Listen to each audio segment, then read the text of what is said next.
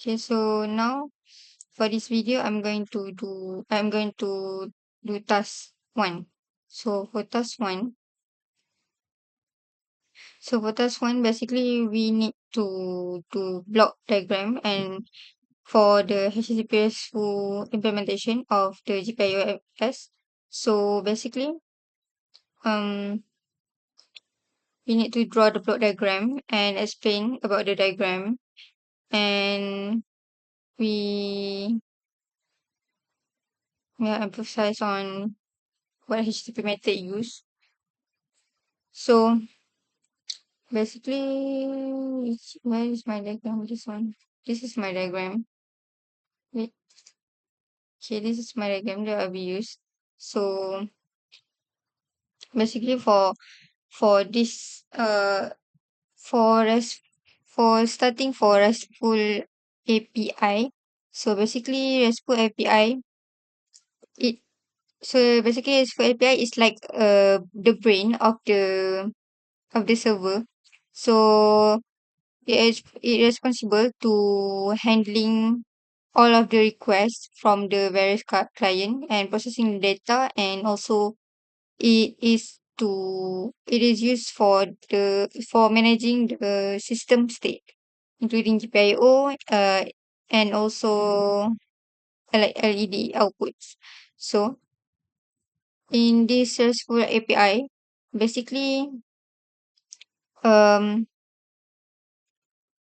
we use the methods of post, get, put, and delete. So basically uh for post in this RESTful API, we used to create like new data to be added into it.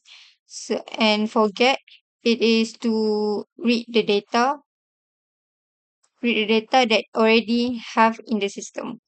For put, we used to update the data. So basically, if we want to update like some data, um, like for the specific ID, for example, like we want to edit ID 6, into like, for example, the first name is LED2, but we want to change it into LED32. Yes, that's what we use.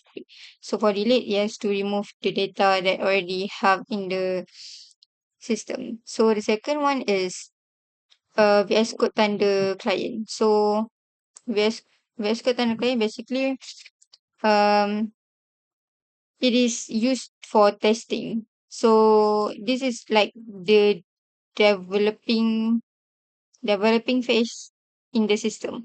So basically, post is used to we use like Thunder here, Thunder client here. So we use post to simulate the GPIO switch events. Or and then we use get to read and verify the server response, and put to manually update the LED states, and then delete is to remove. So the second part is the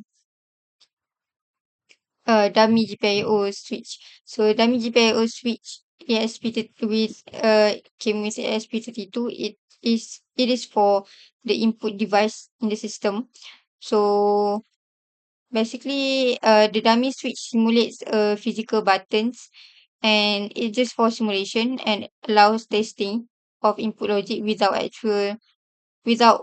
actual hardware related to it. So basically, we use the same thing like post, put, get, delete, and the same thing like post is to send the GPIO switch events to the server, and put is to update the switch state on or off to the server, and for get, it will to confirm if the data already stored or already updated from the server. Delete is to clear or remove any data that is needed.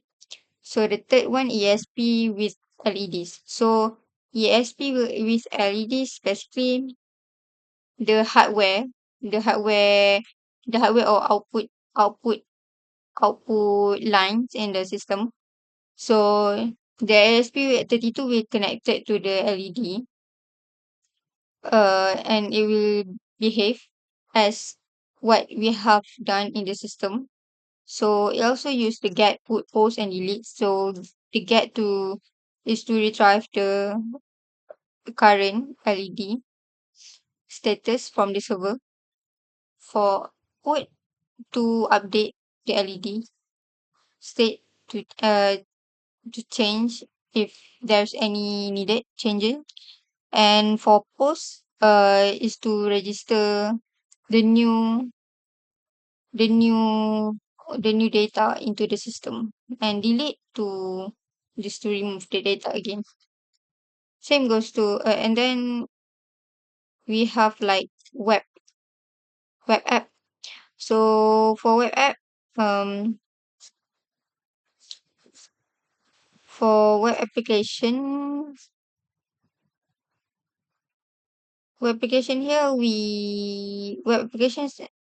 is a browser based interface. It is for to monitor. So it communicates with the RESTful API server using HTTP request, and it does not like directly interact with the hardware. So for the web application, also use the same method as the others, like get, post, put, and also delete.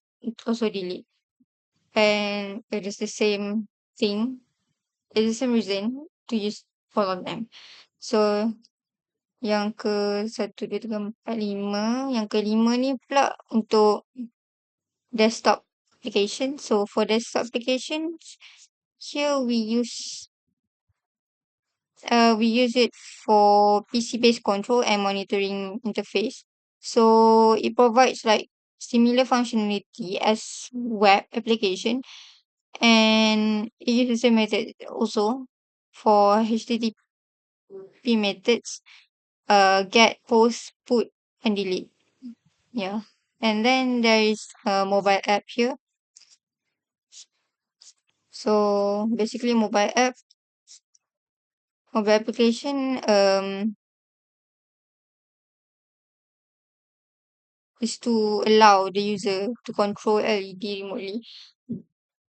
remotely from other places, and it use the same method too in HTTP methods, yang get, post, put, and also delete. So basically for what app we use for each of these diagram. So basically for mobile app we use Kiwi MD, and for desktop app also Kiwi MD, and for ESP and GPIO LED, this is not any this this is control this is a hardware, so basically it is the hardware version of it, like this.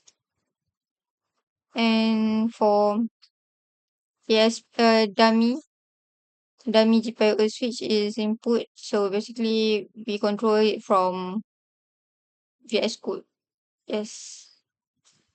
And for Thunder, VS Code and Thunder client, yeah, basically it is VS Code, and we use the Thunder client extension in the VS Code.